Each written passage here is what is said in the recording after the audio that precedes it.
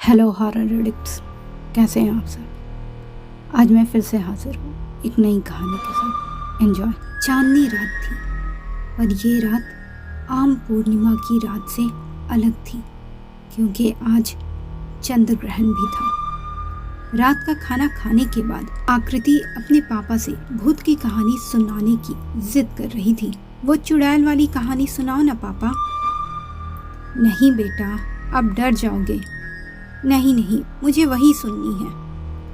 आकृति की जिद पर उसके पापा ने चुड़ैल की कहानी सुनानी शुरू कर दी। बेटा, गांव वालों का मानना है कि बहुत टाइम पहले गांव में एक चुड़ैल रहती थी जो सिर्फ पूर्ण चंद्र ग्रहण की रात को ही अपने गुप्त स्थान से बाहर आती थी और इंसान का रूप लेकर गांव वालों के घरों में आती थी और उनके दरवाजे पर सिर्फ 3 बार ही दस्तक देती थी।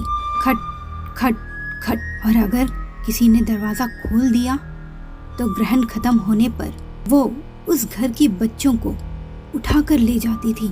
आज भी चुड़ैल के डर से यहाँ के लोग ग्रहण के टाइम पर कोई किसी के घर नहीं जाता और ना ही कोई किसी के लिए दरवाज़ा ही खोलता है।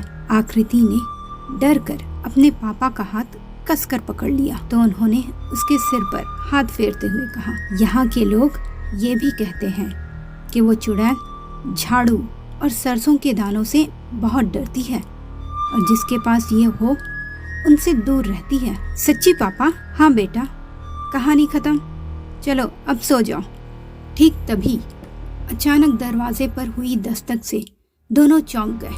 आकृति ने अपने पापा का हाथ फिर से कसकर पकड़ लिया। डरो नहीं बेटा, मैं देख कर आता हूँ। नहीं पापा, वो वही चुड़ैल होगी। अरे नहीं बेटा, वो सब सिर्फ किस्से कहानियों में होता है, असल में ऐसा कुछ नहीं होता। नहीं पापा, मुझे डर लग रहा है। आकृति के पापा ने उसे समझाया कि चूंकि वो डॉक्टर है तो शायद कोई पेशेंट होगा जिसको कोई इमरजेंसी हो सकती है तो उन्हें दरवाज़ा खोलना ही पड़ेगा। वो आकृति को ये सब समझा ही रहे थे कि दरवाजे पर फिर से दस्तक हुई तो आकृति के पापा उसे साथ लेकर दरवाजे पर पहुंचे। जैसा कि अधिकतर पढ़े लिखे लोगों में होता है, डॉक्टर मुकुल भी भूत चुड़ैल को नहीं मानते थे।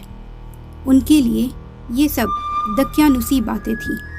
इसलिए आकृति के लाख मना करने पर भी उन्होंने चौथी दस्तक का इंतजार किए बिना ही दरवाज़ा खोल दिया। बाहर एक औरत सफ़ेद साड़ी में खड़ी थी। चेहरे से वो परेशान लग रही थी। दरवाज़ा खुलते ही वो डॉक्टर साहब के सामने गिड़गिड़ाने लगी। डॉक्टर साहब, मेरे बाबा की तबीयत बहुत ख़राब है, प्लीज़ कोई दवा दे दीजिए। डरी सहमी आकृति अब भी अपने पापा के पीछे छुप कर खड़ी थी और सब देख रही थी। डॉक्टर मुकुल ने दरवाजे से हटकर उस औरत को अंदर खड़े होने की जगह दी और आकृति को वहीं रुकने को कहकर खुद दवा लाने अंदर चले गए। आकृति डरी हुई थी तो उस औरत की तरफ पीठ करके वो उस कमरे की तरफ देखने लगी जहां डॉक्टर साहब गए थे। उस औरत ने आकृति को पैनी नज़रों से ऊपर से नीचे तक देखा।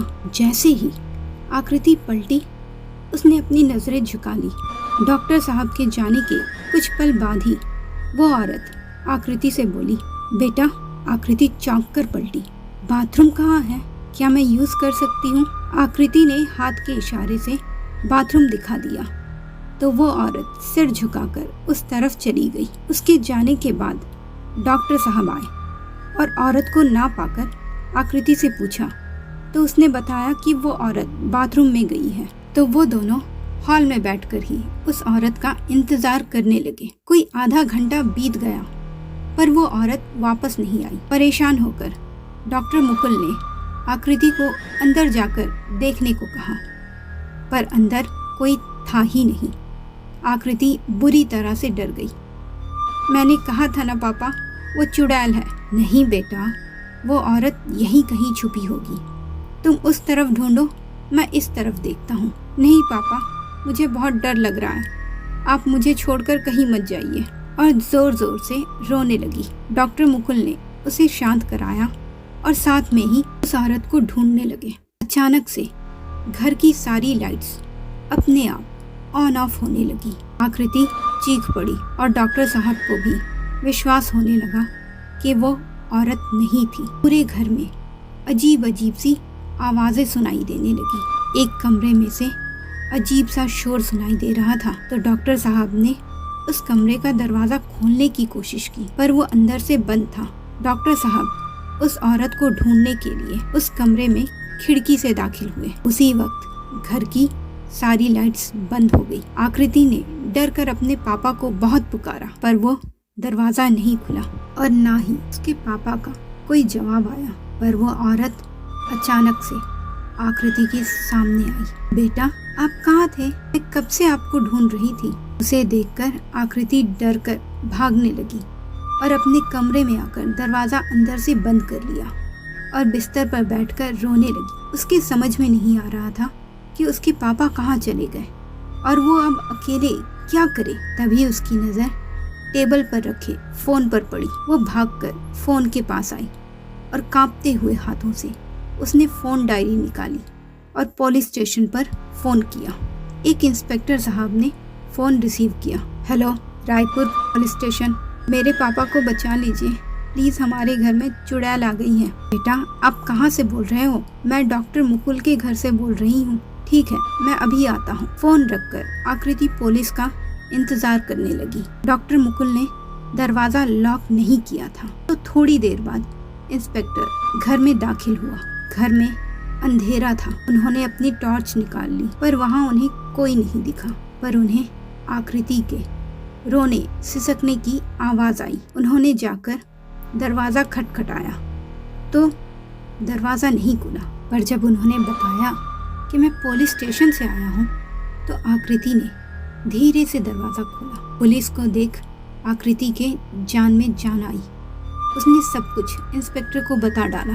ध्यान से सब सुनने के बाद इंस्पेक्टर ने कहा, मुझे वो बाथरूम दिखाओ जहाँ वो औरत गई थी। आकृति इंस्पेक्टर को लेकर जब उस बाथरूम में गई तो वो ये देखकर चौंक गई कि वो उस औरत की लाश बाथरूम में पड़ी हुई थी। पर इंस्पेक्टर को डॉक्टर मुकुल पर शक हुआ कि उसी ने उस औरत को मारा है। तभी घर में डॉक्टर मुकुल की आवाज गूंजी तो आकृति पापा पापा करती उस कमरे की तरफ भागी। इंस्पेक्टर भी उसके पीछे उस कमरे में पहुंचे। देखा तो वहाँ डॉक्टर मुकुल एकदम नॉर्मल खड़े थे और आकृति से कह रहे थे, बेटा तुम अपनी जान बचाओ, वो चुड़ैल है, तुम यहाँ से भाग जाओ, तुरंत भाग जाओ। इंस्पेक्टर ने अपनी रिवॉल्वर निकाली और डॉक्टर साहब को उस औरत के खून के जुर्म में गिरफ्तार करने के लिए आगे बढ़े। पर तभी उनके पैर किसी चीज से टकराए।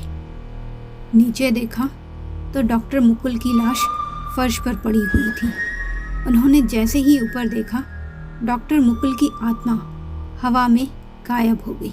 अब इंस्पेक्टर साहब को भी समझ आ गया कि क्या हो रहा है। वो पसीना पसीना हो गए। उन्होंने डर कर इधर उधर देखा, फिर डॉक्टर मुकुल की बॉडी पर रोती हुई आकृति को वहां से उठाया और दरवाजे की तरफ भागे।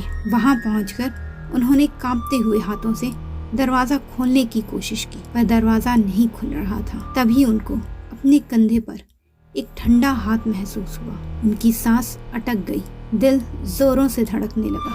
वो डरते डरते पीछे को पलटे तो देखा सामने वही औरत खड़ी थी, पर अब उसका चेहरा बदल गया था। उसका चेहरा जगह जगह से कटा फटा हुआ था और आंखें भी पूरी सफेद हो गई थी। इंस्पेक्टर और आकृति दोनों ही चीख पड़े। चुड़ैल के एक इशारे पर दोनों हवा में उड़ते दूर जा गिरे। फिर भी उन्होंने तुरंत उठकर आकृति को लेकर टेबल की ओट में छिप गए। चुड़ैल फिर से उनकी तरफ बढ़ रही थी। आकृति को पास में झाड़ू दिखा और पापा की बात उसे याद आ गई। उसने तुरंत झाड़ू उठा लिया और जैसे ही वो चुड़ैल उनके पास आई, उसने हिम्मत करके वो झाड़ू उसके आगे कर दिया तो अगले ही पल चुड़ैल चीखती हुई गायब हो गई। आकृति ने दौड़कर जाकर किचन से सरसों भी उठा लिए। सामने का दरवाजा अब भी बंद था तो वो दूसरे दरवाजे की तरफ भागे, पर बीच में आकृति लड़खड़ाकर गिर गई और झाड़ू और सरसों भी उससे छिटक कर दूर जा गिरे। आकृति झाड़ू की तरफ भागती उससे पहले वो चुड़ैल वापस आ चुकी थी और अपने लंबे नाखूनों वाले हाथ उन दोनों की तरफ बढ़ाने लगी थी। दोनों को लगा अब सब खत्म हो गया है, ये हमें मार ही डालेगी। तभी अचानक से वो चीखने लगी और उसका चेहरा बदलने लगा। उसका बदन अपने आप जलने से धुआं निकलने लगा। तभी इंस्पेक्टर साहब ने खिड़की में से देखा कि ग्रहण खत्म हो चुका है और चांद की रोशनी से वो चुड़ैल जलकर पूरी तरह राख में बदल गई। तो मित्रों, कैसी लगी ये स्टोरी? पर ये सिर्फ स्टोरी नहीं बल्कि रियल स्टोरी है जो 1994 में रायपुर के लाल बंगले में एक डॉक्टर और उनकी बेटी के साथ घटित हुई थी। आज भी वो बंगला रायपुर का सबसे हॉन्टेड बंगला है जहाँ जाने से लोग कतराते हैं। अगर आपको ये स्टोरी अच्छी लगी हो तो मेरे चैनल को सब्सक्राइब ज़रूर कीजिएगा और इस स्टोरी को लाइक करना भी बिल्कुल मत भूलिएगा। धन्यवाद।